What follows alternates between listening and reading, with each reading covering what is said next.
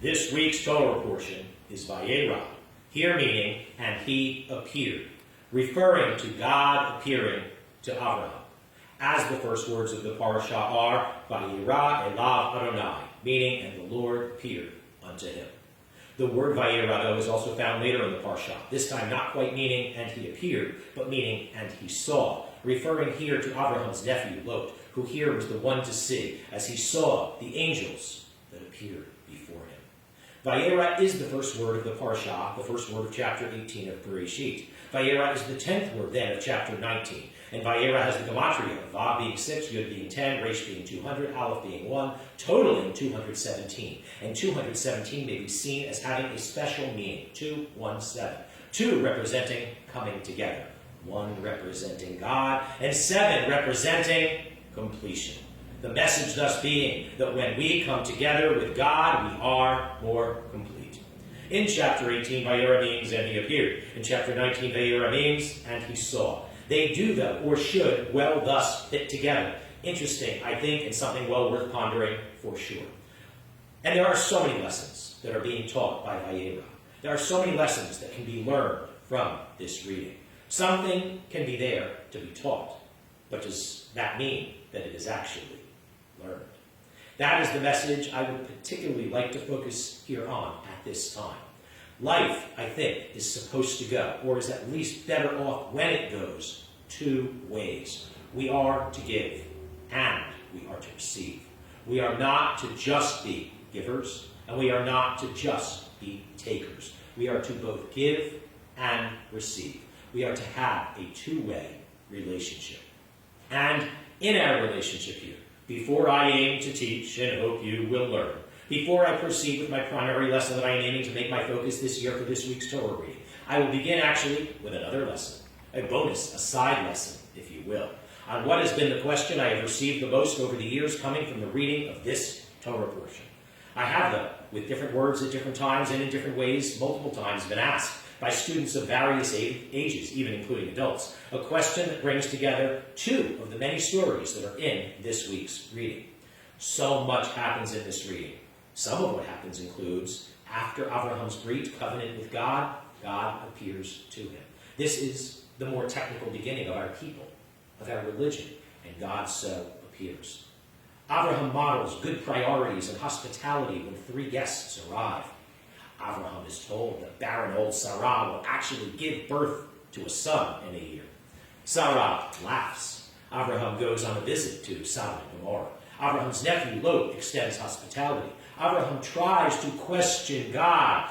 Ha'af tispeh tzadikim rasha. Wilt thou indeed sweep away the righteous with the wicked? Abraham tries to question and even plead with God to save the people of Sodom and Gomorrah. Sodom and Gomorrah, about which I will mention more shortly, are destroyed. Lot's wife looks back, which they were told not to do, and she turns into a pillar of salt.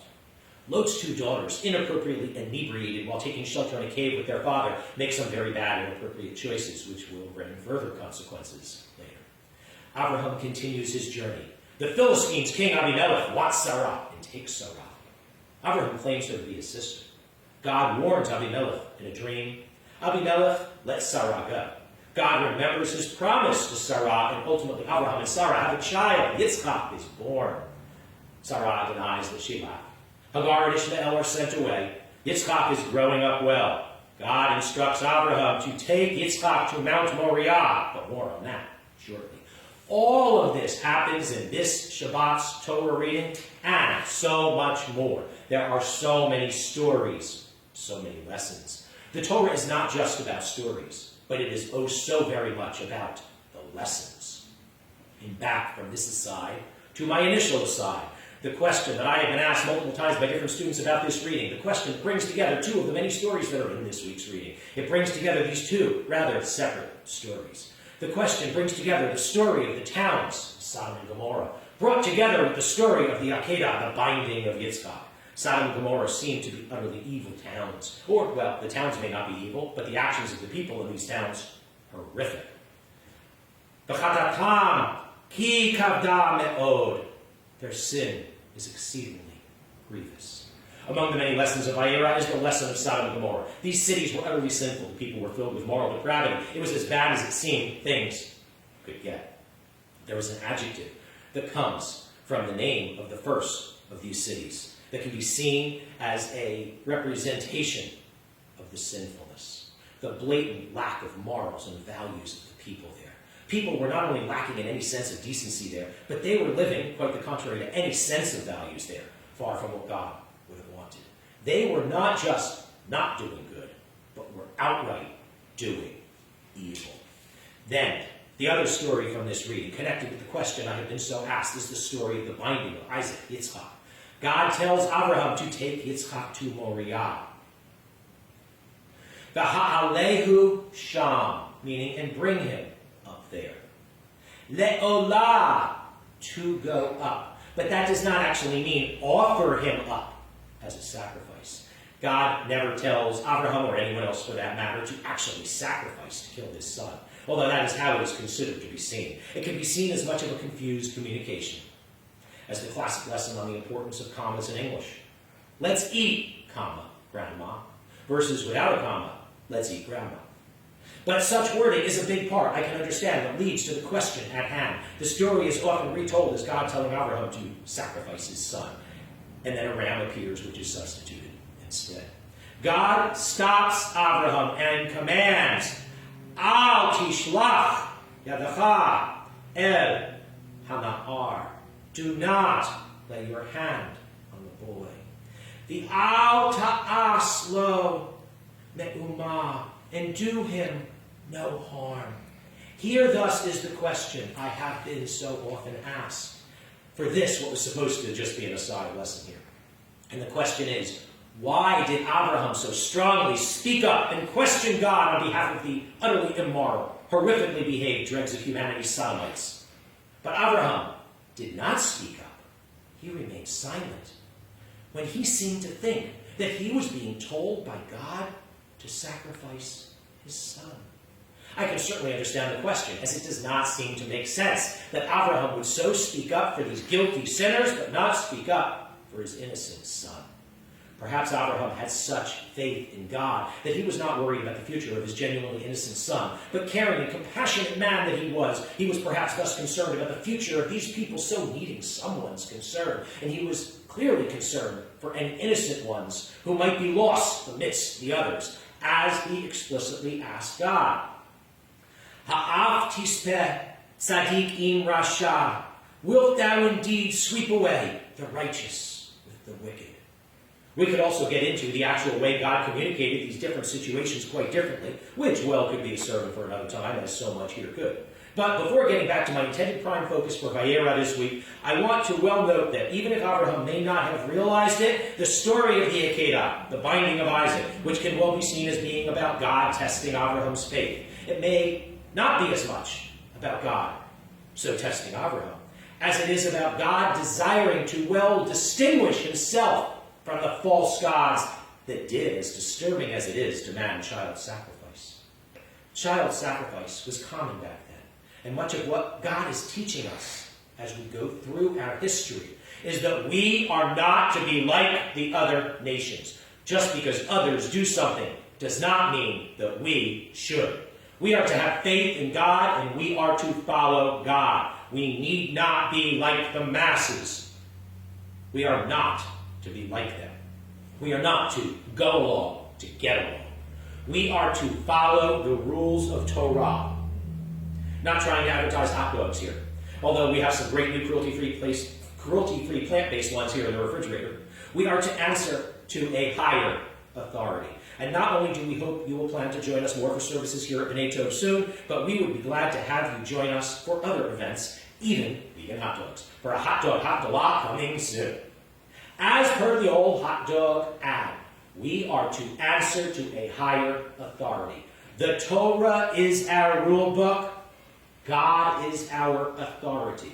In this situation here, God was trying to teach us that just because the norm around us is that the masses do certain things and live certain ways, we are not to just go along because others are doing so. We are to answer to a higher authority. We are to follow Torah. We are to follow God. That is such a powerful and important lesson for me to teach. That is such a powerful and important lesson for you to learn. Just because I am trying to teach it, though, that does not mean that even some hearing me now are trying to learn it or are actually learning it. And that was the lesson I was more specifically trying to make my focus for this Torah reading of Vayera this week. As I began, this week's Torah reading is Vayera. Vayera is the first word of the Parsha, the first word of chapter 18 of Bereshit. Vayera is then the 10th word of chapter 19. In chapter 18, Vayera is used as meaning, and he appeared. In chapter 19, Vayera is used as meaning, and he saw. They do, though, or should, well fit together. Quite interesting, I think, and something, yes, well worth pondering. They are two sides to the same coin. Without both sides, the coin is not complete. Just because something appears, that does not mean that you see it. Just because you see something, that does not mean that it is actually there. Facts exist, but do we actually see them? We see things, but is it based on reality? We need to pay attention to what we see. We need to seriously consider what should we do when we see. If we see something that is not right, then we should so speak up and say something about it. If we see something that is right, how good it would be if we speak up and reinforce and so show support too. We want what is good to be seen, and we want to see what is good. There are oh so many lessons, especially many moral lessons and life lessons to be learned from Vayera, and to strive to open our eyes to see rightly what is there. To see that what we present, what we make appear in this world, should be good. To see what appears, what we see, should be good. We need to open our eyes and see reality, be it good or not, whether we like it or not. And we need to be prepared to speak up and to do what needs to be done based on what we see. And we may need to look from different angles, to see from different vantage points, to try and more completely, and to try and more accurately see. We should see what we can actually see, and not let others push us to see what they tell us we should see, what they want us to see. Do you see? And I will leave you with that to ponder as I wish you Shabbat Shalom.